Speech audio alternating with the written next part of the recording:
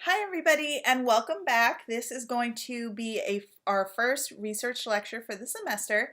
In addition to the different employment activities that you'll be doing for me the first part of the term, we need to get started focusing on our individual research projects that I promised you in the introductory lecture. So what we're going to be doing this semester sort of piggybacks on what Dr. Bailey does in her research methods class.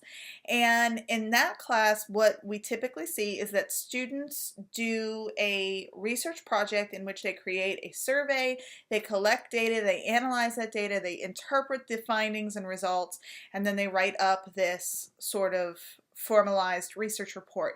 And this class, we're doing pretty much the exact same thing, but you're working as an individual rather than having the ability to rely on group members.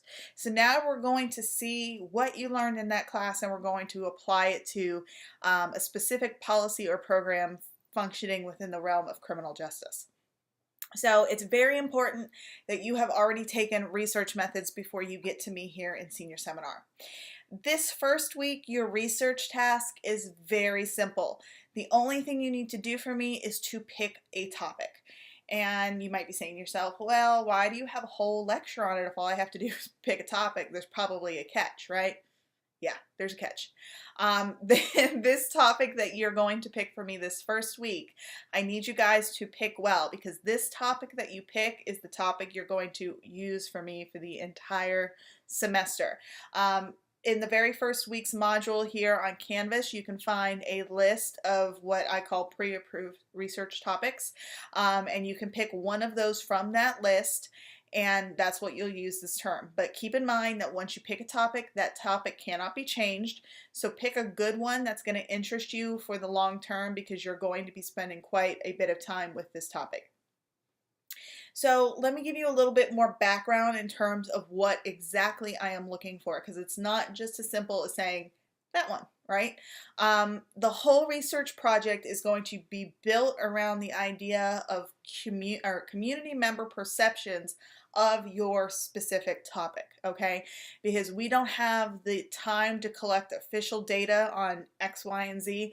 So the easiest thing we're going to be able to do for you guys is to send you out into the world and collect data from individual participants, community members, okay? So you're going to focus your topic around the idea of community member perceptions of this topic. Okay, so throughout the semester, what I have done for you guys is I've used a very simplistic type of example to explain to you what I'm looking for. And that example is the idea of weight loss. So some of you guys might remember this, some of you might be a little bit too young for it still, but for a long time, the idea of losing weight, if you wanted to lose weight, you should eat a lot of grapefruit, because grapefruit helps to stimulate your metabolism. It's great to keep you, like, it suppresses your appetite. It does a lot of great things for you. So if you're trying to lose weight, eat grapefruit. So if our topic for the semester is the idea of weight loss, what I need to do is then translate that topic into something that is relevant to community member perceptions of weight loss, right? So weight loss is my topic, and it's my job to transform that. So now my topic really becomes, or it really focuses more on community member perceptions of grapefruit, of eating grapefruit, and whether or not that's an effective tool in helping individuals to lose weight, okay? The study that you're going to be doing for me this semester is a perception study. You're going to be asking others, asking community members what they think is happening. Whether or not that is the reality of the situation is not an issue for us here. I'm only asking you what you think. So maybe science has actually proven that grapefruit makes you gain weight, but it's an old wives' tale. That's what I grew up remembering. In my mind, grapefruit is an effective way to help me lose weight. That's my perception of it. That might not be the fact of what is happening, but that is my perception of it. So we're looking for community member perceptions regarding the effectiveness of this topic. Later then, when you create your surveys and you go out to survey your participants, we're going to work to come up with uh, items that focus more on agree or disagree statements. So one of your statements might be that individuals who eat one grapefruit every morning will lose more weight than individuals who do not use who do not eat any grapefruit at all. How much do you agree with that statement? I super agree. I think that if I eat a grapefruit every day, I'm going to lose more weight than this person who doesn't eat any grapefruit at all. I strongly agree with that statement. That's a perceptions-based measure that tries to capture what the participant is thinking rather than whether or not grapefruit is an effective form of weight loss. We're just interested in what people think, believe, and how that might influence their actions down the line. So perceptions is not about measuring what is actually happening. Perceptions-based research is all about what people see, what they believe to be true about the topic that you are addressing in your research.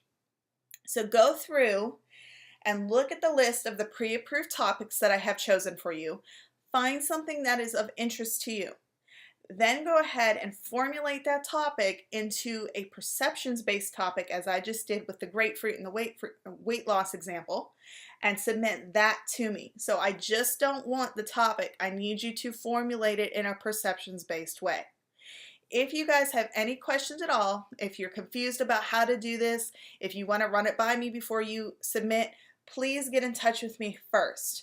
If you have no questions, this is sort of an easy type of starter assignment. If you have no questions, then I just look forward to what you guys are going to submit to me, and I will provide you feedback on whatever you submit to make sure that we're on the same track. In the next lecture video, see, it's an easy topic this week, so it's a short lecture.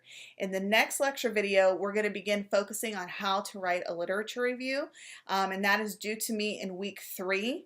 So I know, as I end this, I know that the idea of writing a paper this early in the semester is probably not something that you were hoping was going to happen, not something that you were anticipated, but it's happening anyway.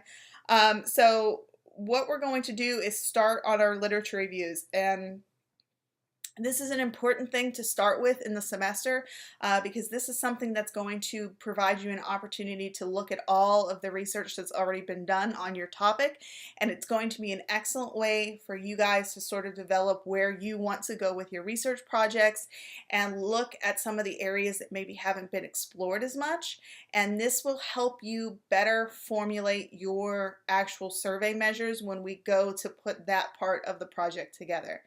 So meet me back here next time, and we're going to focus on our literature reviews. And just as this last sort of minute, last second tip, if I can, for you guys, please don't wait until week 3 to get started on that. You already have the lecture videos. You have all the materials you need to get started on the literature review. Get started now, because it's not just the fact that you're writing a paper. You're writing a paper that has to explore a variety of different issues.